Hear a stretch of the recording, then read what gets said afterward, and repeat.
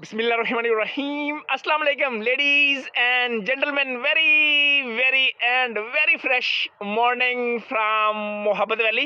Ladies and gentleman, parenting के हम 3 rules बताने जा रहे हैं। ये तीनों रूल्स आप याद रखेंगे तो आपकी पेरेंटिंग बहुत शानदार बन जाएगी।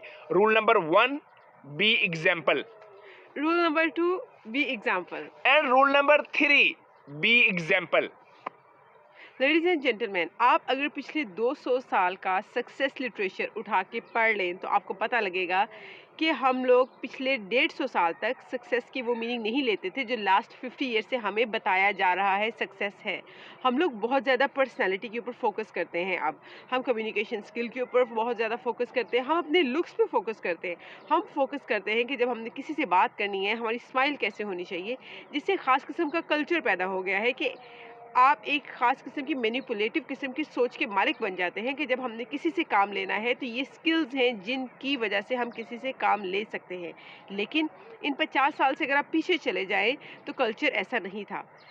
लोग अपनी वैल्यूज़ पे डीप काम करते थे, अपने रूट्स के ऊपर काम करते थे, ना कि सिर्फ ब्रांचेस पे। नो डाउट ये चीज़ें इंपॉर्टेंट हैं, लेकिन ये तब इम्पॉर्टेंट हैं जब आपने अपनी वैल्यूज़, अपनी फाउंडेशंस के ऊपर भी काम किया हो। फॉर एग्जांपल, आपने 10th ग्रेड को रट्टा लगा के पास कर लिया। नो डाउट अब बहुत अच्छे ग्रेड्स हो सकते हैं हासिल कर लें, लेकिन आपके अंदर उन सब्जेक्ट्स की जब मास्टरी नहीं आई तो पूरी ज़िंदगी उन चीज़ों की कमी आपकी पर्सनैलिटी को इफ़ेक्ट करेगी।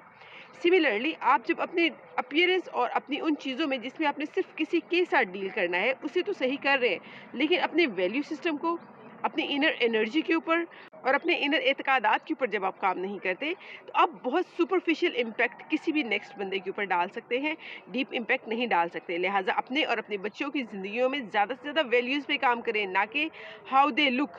दे are second part, first part is उनकी फाउंडेशन बेहतर होना बहुत ज़रूरी है। So ladies and gentleman, doctor Amna कह रही हैं कि वैल्यूज वैल्यूज वैल्यूज, और इस वीडियो के शुरू में हमने कहा आपको ये 3 रूल्स याद रखने हैं। Be example, be example, be example.